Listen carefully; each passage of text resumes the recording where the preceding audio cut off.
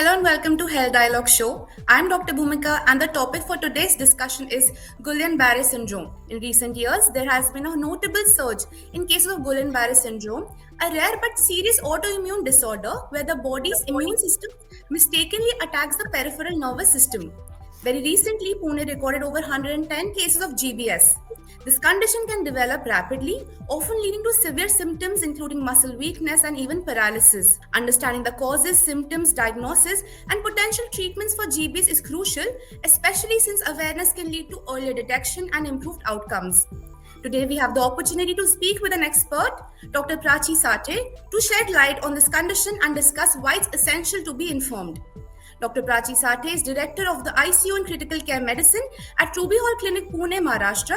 She underwent training in UK at Birmingham and Sheffield in the aid of critical care medicine on a scholarship by Royal College of Physicians, Edinburgh for overseas students. She's a founder member of Intensive Care Society of India. She's a recognized teacher for fellowships and diploma in critical care medicine. She has participated in several international clinical trials and research initiatives and delivered several talks at national and international conferences and workshops. I welcome you to the show, ma'am. It's a pleasure to have you with us today. Very nice meeting you, Bhumika. And hello to all your audience, because this is something very important topic that you have chosen. We are going to talk about. Right, ma'am. TB So my syndrome. first question, yes, ma'am. So my first question to you is, can you please begin by explaining what Guillain-Barré syndrome is and how it affects the body? The name is so odd. It is actually a French name, French scientist name who found it out, who described it in the first place. But basically, what it means is a severe polyneuropathy. So, neuropathy, the nerves, peripheral nerves of our body are very important for even the simplest movement of the muscles and of the body. So, the nerves are carrying the signal.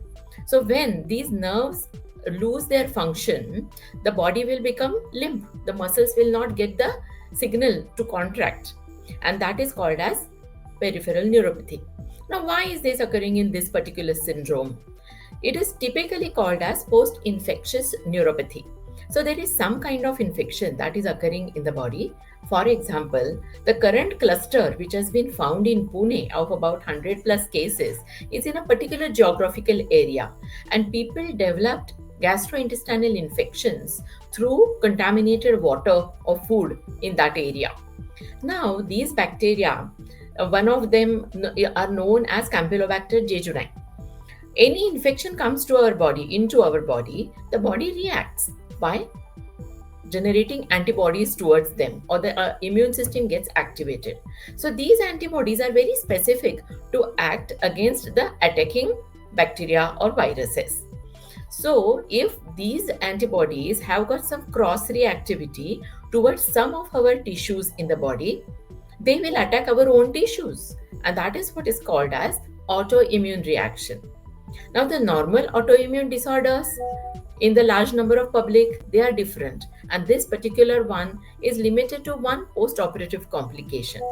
So in this, the people will develop some kind of acute illness, fever, gastroenteritis, loose motions, diarrhea, and maybe after a week, 10 days, or maybe even 2 weeks, they will start developing weakness. They will start feeling weakness in their limbs. So inability to walk or drag the foot, or a particular patient had come to me with inability to put the gears of a scooter. So your hands are not working. So as long as it is only peripherally, then it's all right. But if starts ascending, it is called as ascending paralysis. So gradually the nerves and muscles start getting upwards towards even the respiratory muscles, sometimes even the swallowing muscles, or even the eyes in rare cases. So patients typically will present to medical fraternity with increase in weakness of the limbs or peripheral nervous system or the muscles. This is what is the typical sign of GB syndrome. In this, it is not only the motor, sometimes there can be sensory loss also on the peripheries of the person. So it depends on what type of nerves are getting affected, either motor or sensory. I think this gives a clear idea about how it is picked up or suspected.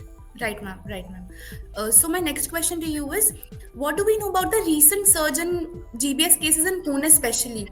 Are there any particular factors contributing to this increase? It was really a surprise to the hospitals in that area or draining the population from that area. So this is typically called as cluster. If large number of cases start coming suddenly from a particular area, it is called as cluster. So typically either they have a source, common source of infection, or there is a spread of infection from one to another in that particular area or population. So in this case, it was found that there was contaminated food source. I think typically there was some pani puri wala or roadside street food. From that stall, it started showing, and then in that whole area, it was found that people, even at households, were getting affected because of such infections. So these patients started presenting with weakness in the limbs or dragging of the foot. Gradually, as I told you, that it starts ascending, patients will start developing weakness of the diaphragm. Diaphragm is our major muscle of respiration when we are breathing. And respiratory muscles, if they start getting affected, then the respiration starts getting affected. So respiratory failure develops. And then these patients go into the severe category. All right, ma'am. Okay, so like as you've already spoken about the symptoms and signs of the GBS, so like how do they progress actually? From where do they start and how progressive can they go? 99% or more than 99% of the times it develops peripherally. It is also called as glove and stocking type of presentation. So typically the areas which are covered by gloves and stockings, from that area you will start getting sensory or motor or combined symptoms depending upon the nerves which are getting affected. And then it starts progressing proximally towards the center. So initially your grip will start becoming weak, or your foot will drop your footwear, you will not be able to hold it properly. And then the tingling numbness in the peripheries you will start developing. Gradually knees or even right up to the thighs, the legs will start getting affected. Similarly the shoulder, you will not be able to raise your hands. And then sometimes there is like a facial paralysis, or eyes also get affected. Respiratory depression can be picked up when the patient is unable to speak one full sentence. If you ask the history, what happened, what is the problem, you know, doctor. So the voice or the air which has to be exhaled during exhalation to speak also starts getting affected, and they are unable to speak properly, unable to breathe. It's very shallow respiration. So that is the advanced symptom, as we can call it. All right, ma'am. We got a very clearer picture.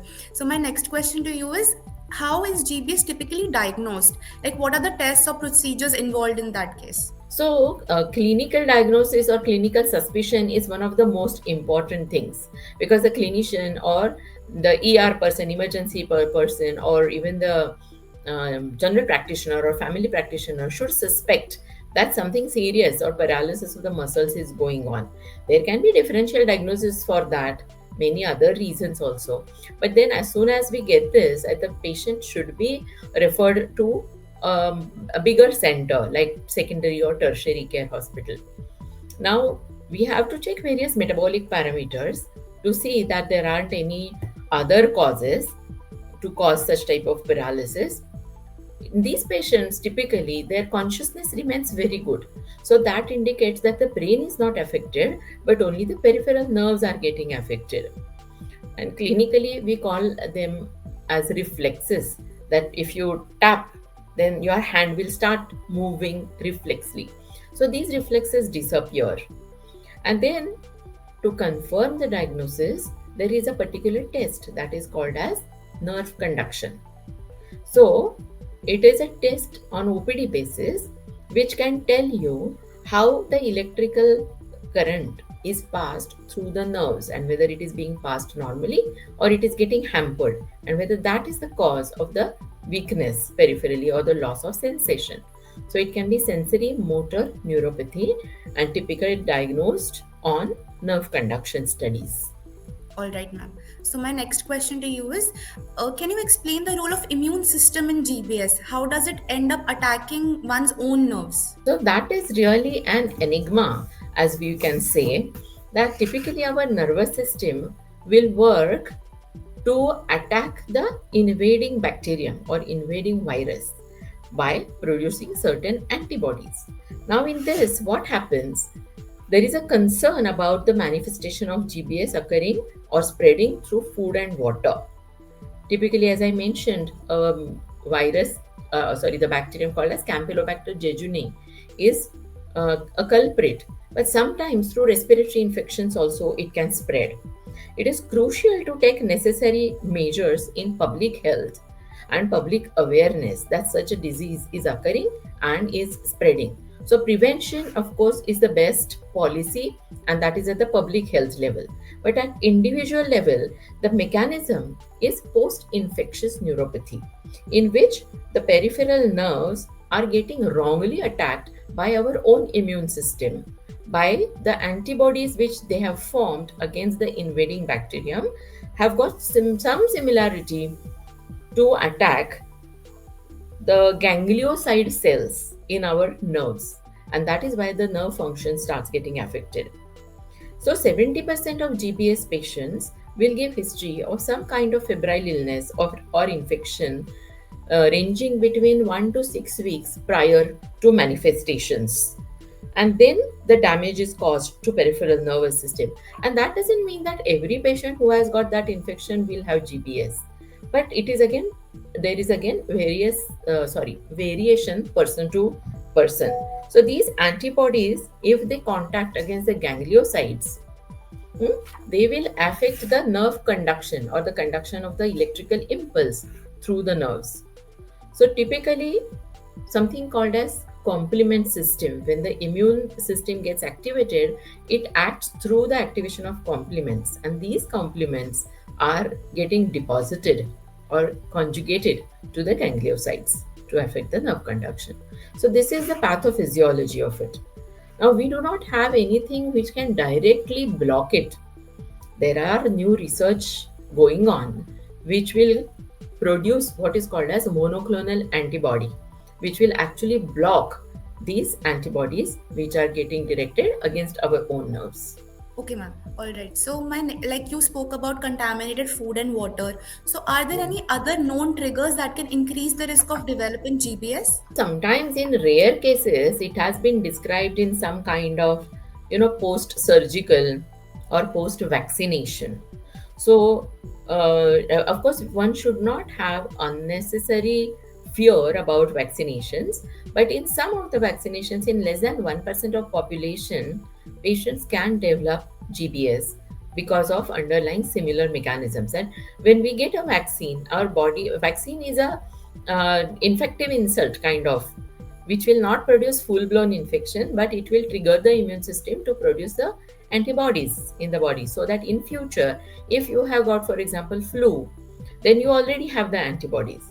So if there is a misfiring between this also, then the vaccines can be a culprit to produce GBS. It has been described. But nowadays, the technology of vaccines also has improved, and they are also in more purer forms. So the chances are less, but there are, not completely negligible. Right, ma'am. Right. So, my next question to you is what are the treatment options do we have currently for GBS patients? These patients need to be hospitalized for close observation. There are no two doubts about it, no two thoughts about it. Why? Because we don't know how many patients will recover just with peripheral involvement, and in how many patients it can go towards the respiration. If the respiratory muscles are getting affected, then of course it can become a life-threatening situation. So what is important is, after admitting them, to monitor them closely is one of the most important things. So what do we do in monitoring? In monitoring, we keep them under observation, and every few hours we are checking how much is their muscle power and what is the level of weakness or the paralysis in these patients. And also we keep on checking the respiratory capacity of these patients. Suppose, simple test, you take a deep breath and start counting 1, 2, 3, 4, 5, 6, 7, 8 on the bedside. Suppose a patient can count, say 25 or 30 counts in single breath. That is taken as his basic capacity. And then every hour we keep on checking that. So if that is dropping, and if a patient starts counting only 1 to 10 in single breath, it tells us indirectly that the patient has lost the respiratory capacity. And this is a patient who is likely to develop secondary respiratory failure, or carbon dioxide may not get eliminated from the body and patient can start becoming drowsy. In such situations, sometimes we even have to go ahead and give artificial respiratory support transiently to these patients. So that is one aspect. Secondly, to stop the progression of the disease or try to reduce the damage to the nerves, what can we do? So when we checked just now the mechanism of pathophysiology of the disease, there are certain immune complexes that get formed, antibodies and complements getting stuck to the nerves, and these can be removed. The attempt is being made to make them inactivated or remove them. So there are two methods by which this can be done. One is by giving what is called as immunoglobulin from outside. We can give it to the patient through IV lines. So this is called as immunoglobulin therapy, which will combine with abnormal antibodies in the body and make them inactivated. Second possibility is, and this has to be done consecutively over 5 to 10 days. And the second possibility is something called as plasmapheresis. What does it mean? That these immune complexes which are formed and circulating in the body can be filtered out. So it is like dialysis, something like dialysis. A different filter is used for this dialysis. So the affected plasma with these abnormal immune complexes can be filtered out from the body, and then fresh plasma from the blood bank will be infused inside the patient. So this is called as plasmapheresis. So these two are the methods by which we try and treat these patients of GBS. All right, ma'am. Okay. So my last question to you is, given the seriousness of GBS, what should people be aware of in terms of early warning signs and when to seek medical attention? This is very important, as I mentioned to you, because GBS is a potentially reversible condition. 99.9% of patients will come back to normality, but it may take something like 3 to 4 weeks or even little longer also, because the rate of regeneration of nerves is very small, in the sense 1 mm per day. So that is why the recovery is very slow. So it is important that the patients keep a close watch on their own condition. If they have got some fever, febrile illness, and then after say 8 to 10 days or 2 3 weeks, if they have started noticing some kind of weakness in the muscles or tingling numbness in the peripheries, then they should immediately get themselves checked. They should report to the medical practitioner or a secondary or tertiary center. And that is how it can be picked up early and the intervention can be started early, so that it may not progress towards the affection of respiratory system. And second aspect is the public health aspect. Now you must have checked, the local government in Pune has started taking action. They have noticed that the certain source of water which probably is contaminated and is causing havoc in this particular area of Pune. So public health interventions, source of infection should be controlled in the society. All these are also equally important measures. So we all have to be very aware citizens, and at both these aspects, personal and public health aspects, we should be aware and start reducing the exposure to infective agent and reduce the incidence of GBS. And if a person has got affected, he should approach the medical organization or system very early, so that the complications can be prevented. There should be no deaths as far as possible from this reversible condition. The secondary infections which can form in the lungs should be prevented or should be picked up or treated very early. So these are the things one has to be careful about. Thank you so much, ma'am. It was a very insightful and very informative session. Thank you for speaking with us. Thank you. Thank you, Dr. Bhumika.